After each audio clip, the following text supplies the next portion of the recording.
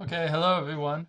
My name is Dan Kiefer, and I'm going to be talking about how to create a conducive learning environment for children throughout the lifespan. So that means children between the ages of 3 to 18. Okay, and as I just said, I'll be doing an overview of each age group and the proper learning environment for that age. I'll be discussing Piaget and Erikson theories, and especially as they pertain to a proper educational environment. And of course, since this is a psychology class, I'll be focusing on psychology and the development. I picked this topic because most of us are going to be teachers, so I thought it was a good way to tie in what we've been learning this semester into practical uses for us when we get in the classroom. Okay, toddlers. Piaget called this the pre-operation stage, which just meant that they really, children at this age, what they see is what they believe is real. So when you put on a mask, they think that you've actually turned into Batman, so to speak.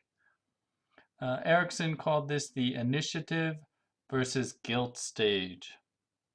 So toddlers are going to start to assert themselves, meaning they're going to start to leave their parents a little bit and explore the world. But when they fail, they may also feel guilty. So as teachers, what we really want to do is create a safe environment for that exploration. Maria Montessori has a great quote about this age.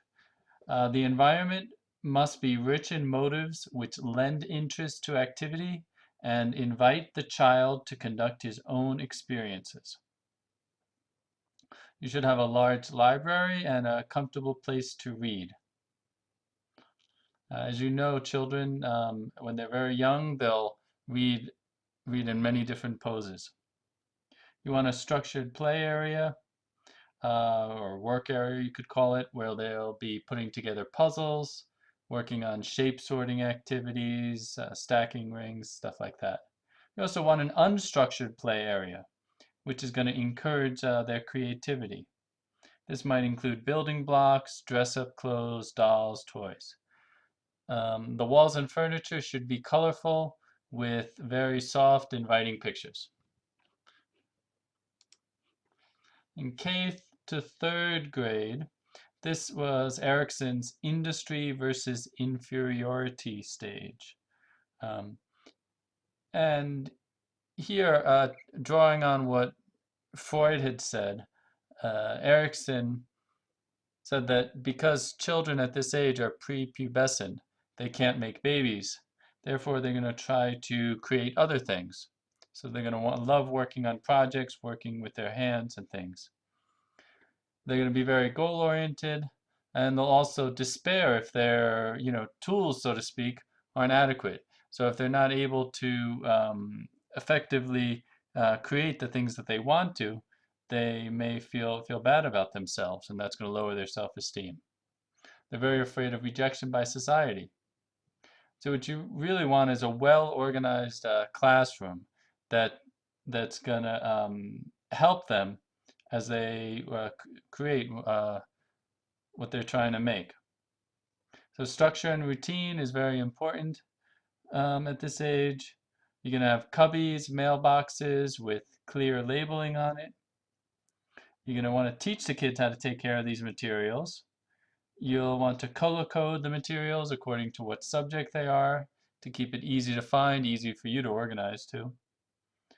You'll want low room dividers so that you can watch the kids while they're working on things. And also you want to be able to make eye contact with all the students um, at all times. So you don't want the kids to have to stand up and turn around in order to see you. Eye contact is going to be a great way of measuring your kids' attention when you're teaching them. You want some bright and large, easy to read signs with the processes and goals for your classroom. Also at this age, you're going to start to give them group assignments, group projects to work on. Before maybe in kindergarten and pre-K, they're going to have difficulty working on a project with others. But second and third grade, they really have the maturity, if you can call it that, to work on such things. And finally, education should be active. It's okay if the kids move a little bit as long as they're on task. Fourth and fifth grade, this was Piaget's concrete operations stage. And what that meant was, or the beginning of it, the concrete operation stage, that meant is that kids cannot reason abstractly. So you can talk to them about very real, touchable objects, but you're not going to be able to teach them much in the way of theory. So kids at this age may have trouble with their attention, so you want to tone down the amount of displays so that they don't get distracted. And here you can also vary the seating arrangements. So you can have classic rows, the way most of us were taught. You can have clusters, little groups, horseshoe, U-shaped, full circle. Whatever you do, you want to remember to maintain aisles. And lastly, you want to explain the purpose of these different seating arrangements. Here we also can talk about Howard Gardner's intelligences. He basically theorized that there were multiple kinds of intelligences, and most people are going to have some areas where they excel. So at fourth or fifth grade, you're really going to start to see big differences in the abilities of certain ones of your students. So you'll want to give more freedom to those to different students in presenting information and completing assignments, depending on what they're better at or what they're more comfortable doing. You can start to use plants and animals to develop empathy and responsibility. And your class decorations should really try to convert any extrinsic goals that you have as a teacher into intrinsic motivations. So, for example, if you're trying to teach geometry, you might want to use movie characters and other examples that the kids know. Moving on to middle school. This is Piaget's formal operations stage, which rather simply stated meant that now the kids were fully adult. They can reason abstractly. You can talk about hypotheticals with them. And so you're gonna start to ask a whole lot more why questions at this age, and of the students. You want to post the classroom rules very clearly. Behavior can be a big problem at this age, perhaps because their hormones are affecting the way they're thinking. You want a good system for sharpening pencils and bathroom breaks, and make sure the kids aren't using these as excuses not to do their work. They also kids at this age also start to figure out that rules can be bent and that they can kind of trick the teacher into getting what they want. You want to create a seating chart and change it frequently. Use a central assignment basket so kids know where to put all their papers. And lastly, you might want to use some privacy shields. Today's kids have cell phones, computers, stuff like that, which has been damaging their attention span. So just out of using some folders and tape, you can create a nice little privacy shield that you can either encourage the kids to use or they can set up as they need it.